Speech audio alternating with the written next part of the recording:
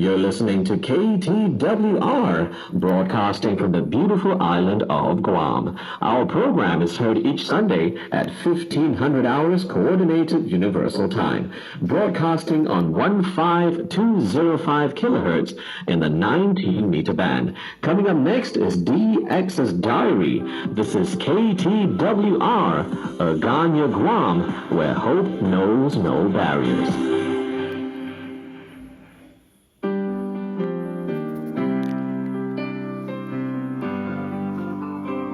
Friends and fellow DXers, welcome to DXERS Daily, the 5-minute weekly radio show produced and presented for Transworld Radio by your friend and host Shri.ARUNKUMAR from Chennai in India. This program is broadcast every Sunday in 15205 kHz, 19-meter band from 1500 hours Coordinated Universal Time in Aganya in the beautiful island of Guam.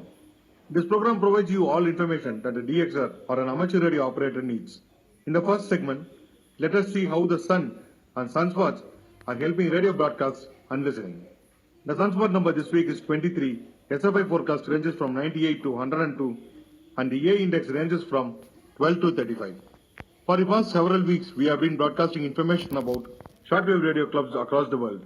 From this week, for a change, we will continue our broadcast about the history of radio stations. This week, we have information about the history of radio broadcasting in Singapore.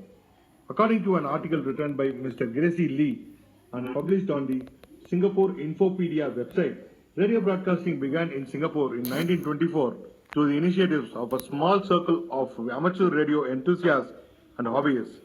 It was developed further by the commercial companies until it was nationalized by the colonial government in response to the threat of World War II breaking out in Southeast Asia. During the Japanese occupation of Singapore from 1942 to 1945, radio functioned mostly as a channel for propaganda. Made a post-war recovery under the British military administration, which lasted until the colonies returned to civil rule in April 1946. The history of radio broadcasting in Singapore began with the formation of the Amateur Wireless Society of Malaya in 1924. Shortly after obtaining a temporary transmission license, the interest group comprising mostly European expatriates commenced shortwave transmission from a studio at Collier Quay.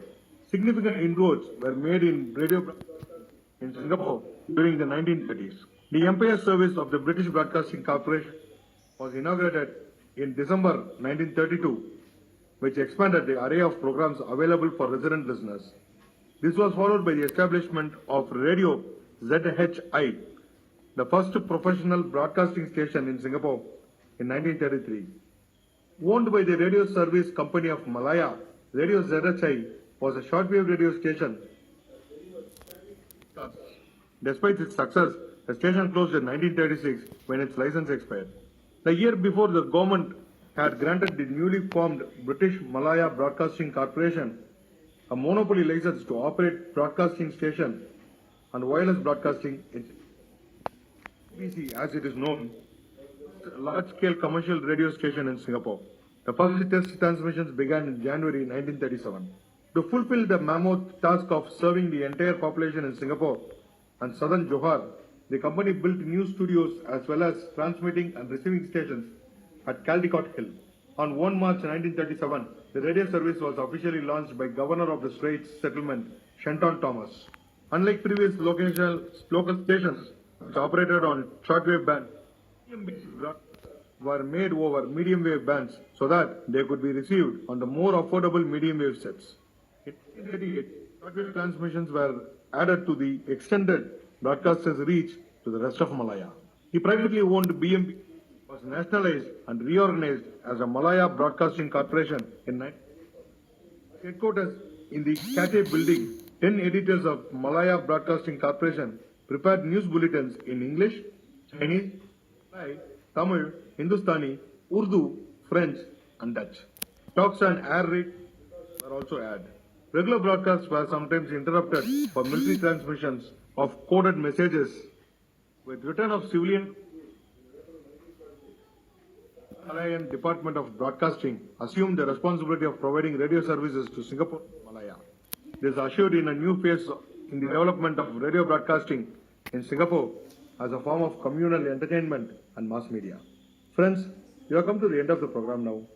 As in the past, I request you to send your listeners' logs, band scans, reception reports, views, and opinion about the program to dxsdiary@gmail.com. Until next week, this is your friend Arunkumar signing off. 73. Bye-bye.